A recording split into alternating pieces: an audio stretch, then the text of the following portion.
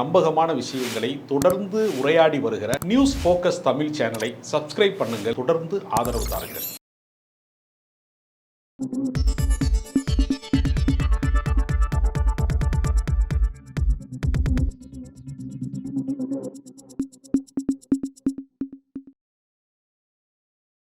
வணக்கம் சார். வணக்கம். பாஜக தலைவர் அண்ணாமலை அவர்கள் மும்மொழி கொள்கை தோற்றுவிட்டது, காலாவதியான கொள்கை, இன்னைக்கு வேற விஷயத்தை நோக்கி நகர வேண்டியதுன்னு சொல்லி பேசிட்டு இருக்காரு. அது பாஜக ஒரு ஸ்டாண்டு, தமிழ்நாடு பாஜக ஸ்டாண்ட் எப்படி பார்க்குறீங்க? இல்லை, தமிழ்நாட்டிற்கு இந்தி அவசியம் இல்லை என்பது ஏற்கனவே தமிழ்நாட்டிலே ஒரு 60-70 வருடங்களுக்கு முன்னாலேயே பெரிய போராட்டமாக வெடித்து அது மக்களால் விலக்கி கொள்ள, அதாவது மக்கள் விலக்கி வைத்த ஒன்று. எதற்காக இந்தி கற்க வேண்டும் அப்படின்னு ஒரு கேள்வி இருக்குது. இந்தி ஒரு பெரிய செம்மொழியா, இலக்கிய வளமை உள்ளதா, இல்லை உலக அளவிலே பயன்பாட்டுக்குரிய ஒரு மொழிகளில் ஒன்றாக அது இருக்கிறதா, அதனுடைய என்ன சிறப்பு இருக்கிறது என்ற ஒரு கேள்வி இருக்கிறது. அதுக்கு எந்த சிறப்புமே இல்லை. அதுக்கு இருக்கக்கூடிய இந்தியில் இருக்கக்கூடிய ஒரே ஒரு இலக்கியம் ரயில்வே கைடு தான் அப்படின்னு சொல்லுவாங்க. அதை தவிர ஒன்றுமே இல்லை அவங்களுக்கு. இப்போ எதற்காக தமிழன் இந்தி கற்றுக்கொள்ள வேண்டும் அப்படின்னு ஒரு கேள்வி இருக்குது. இப்போ ஒரு ஐஏஎஸ் ஆஃபீஸர் இருக்காரு, அவரை டிரான்ஸ்ஃபர் போடுறாங்க மத்திய பிரதேசத்துக்கு. அவருக்கு ஒரு லாங்குவேஜ் எக்ஸ்ட்ரா தேவைன்னா அவர் கற்றுக்குறாரு. தமிழ்நாட்டு மக்களுக்கு என்ன தேவை இருக்குது, அவசியம் இருக்குது? நாங்கள் ஹிந்தி கற்றுக்க சொல்லி உங்களை சொல்லவே இல்லை. 3வது மொழி ஒன்று கற்றுக்கோங்க. ரொம்ப நாளாக 2 மொழியை கற்றுட்டு இருக்கீங்க, 3வது மொழி ஒன்று கற்றுக்கோன்னு சொல்கிறதுல என்ன தப்பு இருக்குங்கிறாங்க. அந்த கற்றுக்கிறது எங்களுக்கு விருப்ப பாடமாக இருந்தால் பரவாயில்ல. நீங்கள் கட்டாயப்படுத்த வேண்டிய அவசியம் என்ன இருக்குது? அதைத்தான் நம்ம கேட்குறோம். நம்ம என்ன கேட்குறோம்னா, இவர் ரொம்ப ஒரு தந்திரமான ஒரு விஷயத்தை திரும்ப திரும்ப செய்கிறாங்க பாஜக. அரசு பள்ளிக்கூடத்தில் படிக்கிறவங்களுக்கு தமிழ் வழியில் கல்வியில் படிக்கிறாங்க. இப்போ ஆங்கில வழி கல்வியும் கூட அரசு பள்ளிக்கூடங்களில் உருவாக்கிட்டாங்க. மெட்ரிகுலேஷன் ஸ்கூலுக்கு போகிறதுக்கு ஏழை பிள்ளைகள் ஆங்கில வழி கல்வி படிக்கணும்னு ஆசைப்படுறவங்களுக்கு ஒரு சாய்ஸை உருவாக்கியிருக்கு அரசே. அப்போ இந்த இருமொழி கொள்கையின் வழியாக கற்றுக்கொள்வதன் மூலமாக, ஆங்கிலம் கற்றுக்கொள்வதன் மூலமாக உயர்கல்விக்கு போகிற போது, டிகிரிக்கு போகிறப்ப, ப்ரொஃபஷனல் கோர்சஸ் போகிறப்ப, மெடிக்கலுக்கு போகிறப்ப, இன்ஜினியராக போகிறப்ப அவனுக்கு அது தேவைப்படுது. அவன் கற்றுக்கிறான். வெளிநாட்டில் போய் பல உயர்ந்த உத்தியோகங்களில் தமிழர்கள் இருப்பதற்கு ஆங்கில கல்வி பெரிய காரணமாக இருக்குது. அப்போ ஆங்கிலத்தால் பயன் அடைந்த ஒரு சமூகமாக தமிழ் சமூகமே இருக்கிறது. நம்மளுடைய மொழி சிறப்பானதாக இருந்தாலும் நம்மளுடைய வாழ்வாதாரத்திற்கு இன்னொரு மொழி அவசியம் அப்படிங்கிறத நம்ம ஏற்றுக்கொள்கிறோம். இந்தி கற்றுக்கொள்வதற்கான அவசியம் என்ன இருக்கு? ஒருவேளை தமிழ்நாட்டில் எல்லாருக்குமே இந்தி பேச தெரியுது, எழுத தெரியுது அப்படின்னா மோடி பேசினார்னா புரியும். இதை தவிர்த்துட்டு அண்ணாமலையால் ஏதாவது ஒரு காரணம் சொல்ல முடியுமா? இந்தி கற்றுக்கொள்வதன் வழியாக நாங்கள் நம்ம யாராவது பீகாருக்கு பிழைக்க போகிறோமா? எச் ராஜா மாதிரி பீகார்லேருந்து அவர் இங்கே தமிழ்நாட்டு கிளம்பி வந்த மாதிரி தமிழர்கள் யாராவது ரங்கராஜ் பாண்டே, எச் ராஜா மாதிரி நம்ம போய் ஏதாவது ஒரு மாநிலத்துக்கு போகிறோமா? போக வேண்டிய அவசியம் இருக்கிறவன் கற்றுக்கிறான். இப்போ மும்பையில் எவ்வளோ பேர் தமிழர்கள் குடியேறி இருக்கான். அவன் அங்கே வியாபாரம் செய்கிறவன், அங்கே தேவை இருக்கிறவன் அதை கற்றுக்கிறான். தேவைப்படுறவன் கற்றுக்குருவான். இப்போ இஸ்லாமியர்களில் பல பேர் வழிபாடு சார்ந்தவர்கள் என்ன செய்வாங்க, அந்த குருவாக இருக்கிறவங்க, பள்ளிவாசலில் இருக்கிறவங்க மட்டும் என்ன செய்வாங்க, அரபு கற்றுக்குறாங்க. அது அவங்களுக்கு வழிபாட்டுக்கு தேவைப்பட்டு கற்றுக்குறாங்க. அதே மாதிரி நீங்கள் கேரளாவுக்கு ஒருத்தன் வியாபாரம் பண்ண போகிறேன்னு வச்சுக்கோங்க, தமிழ்நாட்டுக்காரன். நீங்கள் அந்த நாகர்கோயில்காரன் எல்லாருமே மலையாளம் பேசுவாங்க. அவன் என்ன செய்வான், அவனுக்கு தேவை இருக்கும் பட்சத்தில் அவன் அதை கற்றுக்குறான், பேசுவான். அவசியம் இருக்கும் பட்சத்தில் எந்த மொழியை வேண்டுமானாலும் கற்றுக்கொள்ளலாம். ஆனால் ஒரு அரசாங்கம் மும்மொழி கொள்கையை ஏற்றுக்கொண்டால்தான் தமிழ்நாட்டுக்கான கல்வி நிதியை தருவேன், இல்லாட்டா உங்களுக்கான பணத்தை நான் தரமாட்டேன், நீங்கள் உங்கள்கிட்ட இருந்து வசூலித்த வரி பணத்தை உங்களுக்கு நான் தரமாட்டேன், 2180 கோடி தமிழர்களுக்கு கொடுக்க வேண்டிய, கல்விக்காக கொடுக்க வேண்டிய மத்திய அரசாங்கத்தினுடைய நிதியை நான் தரமாட்டேன் என்று சொல்லுவது என்ன வகையான ஜனநாயகம்? இது வெறும் மிரட்டுகிற போக்கு இல்லையாது.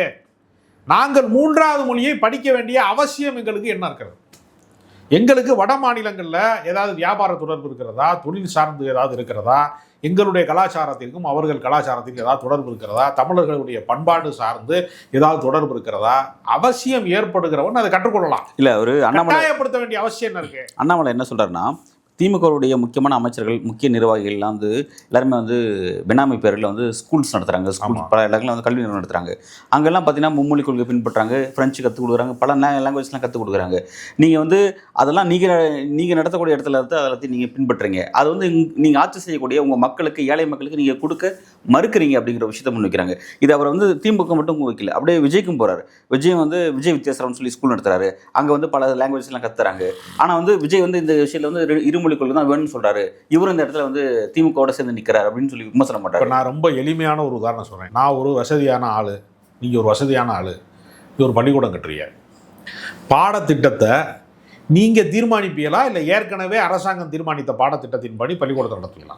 அரசாங்கம் தீர்மானிச்சு நடத்துவேன். சரி, இப்போ மாநில அரசு நடத்தக்கூடிய பள்ளிக்கூடங்களுக்கு மாநில அரசினுடைய பாடத்திட்டம் இருக்குது, அதுக்கு தேர்வுக்குழு இருக்குது, அவங்க பாடத்திட்டத்தை வடிவமைத்து கொடுக்குறவங்க இருக்கிறாங்க, தமிழ்நாடு பாடநூல் கழகம்னு கூட இருக்குது, அவங்களுக்கு இதுதான் வேலை. இதை வந்து நல்ல ஆசிரியர்கள் பல பேரை வச்சு என்ன பாடத்திட்டத்தை வைக்கணும், எந்த கணக்கை வைக்கணும், அல்ஜிப்ராவை வைக்கணுமா, என்ன வந்து கணக்கு வைக்கணும், என்ன சயின்ஸில் என்ன பாடத்தை வைக்கணும், இதை தீர்மானிக்கிறதுக்கு ஒரு குழு இருக்குது. அதன் அடிப்படையில் தான் பள்ளிக்கூடத்தில் ஒரு ஆசிரியரே பாடம் நடத்த முடியும். ஆசிரியர் நான் நினச்சது நல்லா நடத்த முடியுமா? ஒரு ஆங்கில ஆசிரியர் இருக்கார், நான் வந்து பைரனுடைய ஒரு காவியத்தை படிச்சுட்டு வந்திருக்கேன் அப்படின்னு அவர் நடத்த முடியாது. சிலபஸில் என்ன இருக்கோ அதைத்தான் நடத்த முடியும். இப்போ திருக்குறள் வந்து ஒரு 1330 குறள் இருக்கு அப்படின்னா அம்புட்டை நடத்துவாரா தமிழ் வாத்தியார்? அதில் வந்து ஒரு 4 திருக்குறள் மனப்பாட பகுதியிலையோ ஏதோ ஒன்று வச்சுருப்பாங்களா, அதை தான் நடத்துகிறாரு. ஏன் மிச்சத்தை நடத்த மாட்டேங்கிறாரு? அவருக்கு அது பாடத்திட்டத்தில் கிடையாது. அப்போ இவர் சொல்கிற குற்றச்சாட்டு என்னென்னா, திமுகவில் வசதி படைத்தவர்கள், செல்வந்தர்கள் அல்ல அமைச்சர்கள் யாரோ ஒருத்தர் இருக்காங்க, அவங்க ஸ்கூல் நடத்துகிறாங்க. என்ன ஸ்கூல் நடத்துகிறாங்க? தனியார் பள்ளிக்கூடத்தை நடத்துகிறாங்க. அந்த தனியார் பள்ளிக்கூடத்தோட பாடத்திட்டம் யார் வகுத்து கொடுக்குறா? திமுக அரசு வகுத்து கொடுக்குதா? மாநில அரசு வகுத்து கொடுக்குதா? இல்லை. சிபிஎஸ்சி ஸ்கூல் இருக்குது அப்படின்னா அது மத்திய அரசாங்கத்தினுடைய பாடத்திட்டத்தின் கீழ் நடக்கக்கூடிய பள்ளிக்கூடம். இன்டர்நேஷனல் ஸ்கூல் இருக்குது அப்படின்னா அதுக்கு வேறு பாடத்திட்டம் இருக்குது. இதை தீர்மானிக்கிற இடத்துல யார் இருக்கா அப்படின்னா மாநில அரசே கிடையாது.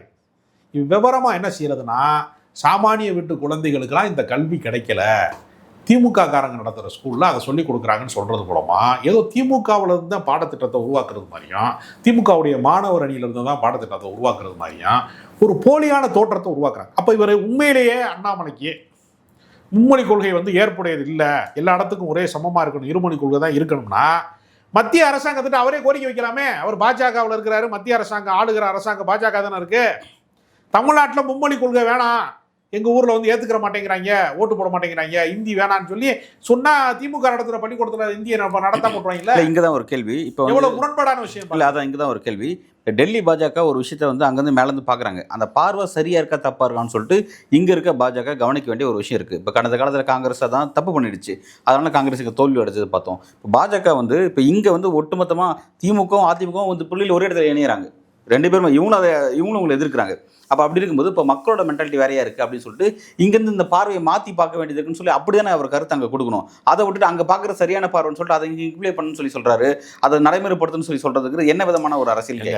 காமராஜர் மாதிரி மிகப்பெரிய விடுதலை போராட்டத்தில் பங்கு பெற்ற வரலாற்று பெருமைமிக்க தலைவர்களாலேயே இந்தியை ஏற்க வைக்க முடிந்ததா? பத்துவச்சலத்தால் முடிந்ததா? அப்போ மிகப்பெரிய தியாகத்தை செய்தவர்கள், மக்கள் அபிமானமிக்க தலைவர்களாக இருக்கிறவர்களே அவர்கள் காலகட்டத்திலே இந்தியை வந்து ஏற்றுக்கொள்ள வேண்டும். இப்போ ராஜாஜிட்ட வந்து ஜவஹர்லால் நேரு கேட்குறாரு, உங்களுக்கு பெரியார் ரொம்ப நண்பராச்சே, இந்திய எதிர்ப்பு போராட்டத்தை அவர் தானே நடத்துகிறாரு, நீங்கள் சொல்லி அந்த போராட்டத்தை மட்டுப்படுத்தலாமே அப்படின்னு ரொம்ப ஒரு ஆலோசனையாக கேட்குறாரு. யார்? ஜவஹர்லால் நேரு பிரதமர் அவர்களும் கேட்குறாரு. அதுக்கு ராஜாஜி பதில் சொன்னாராம், பெரியார் எனக்கு தான் நண்பரே தவிர இந்திக்கு நண்பர் கிடையாது அப்படின்னு அவர் சொன்னாராம். அப்படின்னா என்ன அர்த்தம்னா, நான் சொல்ற ஒரு நாள் கேட்க மாட்டாங்கயா, இதுதான் அர்த்தம். அப்ப தமிழ்நாட்டு நலன்களுக்கு எது உகந்ததோ அதைத்தான் அவங்க ஏற்றுக்கொள்வாங்க. காமராஜர் சொல்லி கேட்காத மக்கள் அண்ணாமலை சொல்லி கேட்பாங்களா?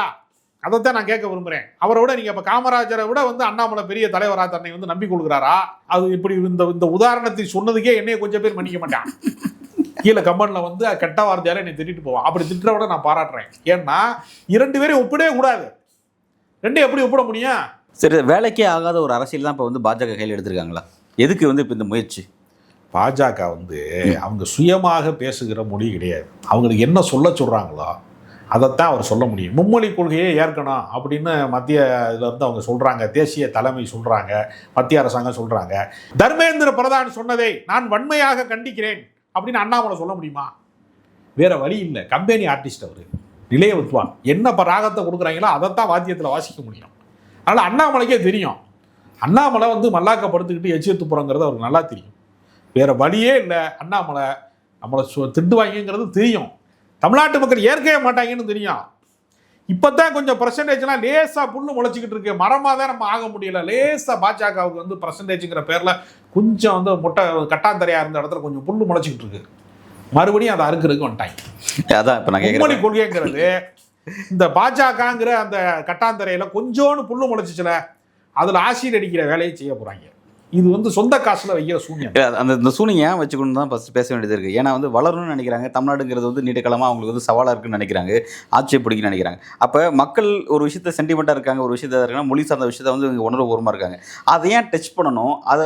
அதன் மீது வந்து ஏன்னா அந்த அரசியல் ஃபெயிலியர் ஆகுது, ஏன் அந்த அரசியல் எடுக்கணும்? இவங்க எடுக்கிறது நிறைய அரசியல் கையில் இருக்குது. இல்லை, எலக்ட்ரீஷியன் வந்தவொடனே என்ன பண்ணுவாப்புல, கரண்ட் இருக்கான்னு செக் பண்ணுவாப்புல. திடீர்னு நீங்கள் வந்து ஒரு எலக்ட்ரீஷியனை கூப்பிட்டு வந்து வயர் சரியில்லைங்க, பழசாயிருச்சு, ரொம்ப நாளாச்சு, 50-60 வருஷம் ஆச்சுங்க, இல்லை இல்லை வயரிங் பண்ணி சொன்னீங்கன்னா என்ன பண்ணுவான், கரண்ட் இருக்கா இல்லையான்னு டெஸ்ட் வச்சு பார்ப்பான்ல.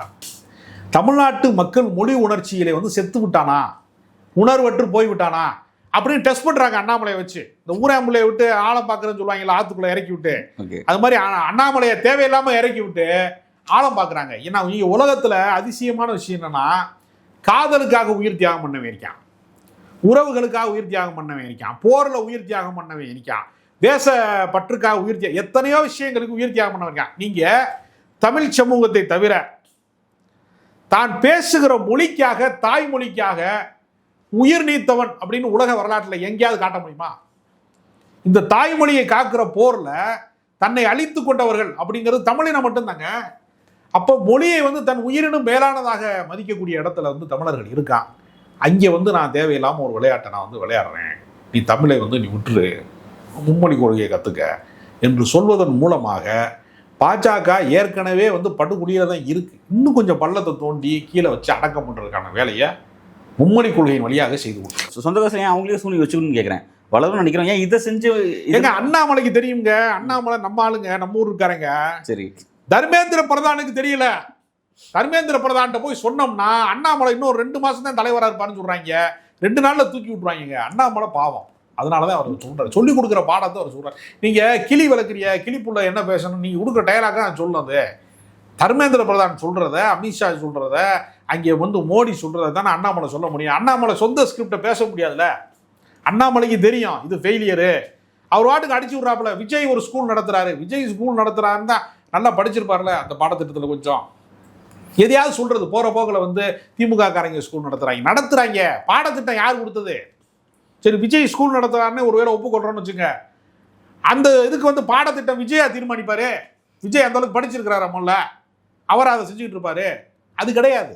அவர் லயோலா காலேஜ்லேயே பாதியிலேயே ட்ராப் ஆகிட்டார், பாதி வெளியிலேயே படிட்டு வந்துட்டார்.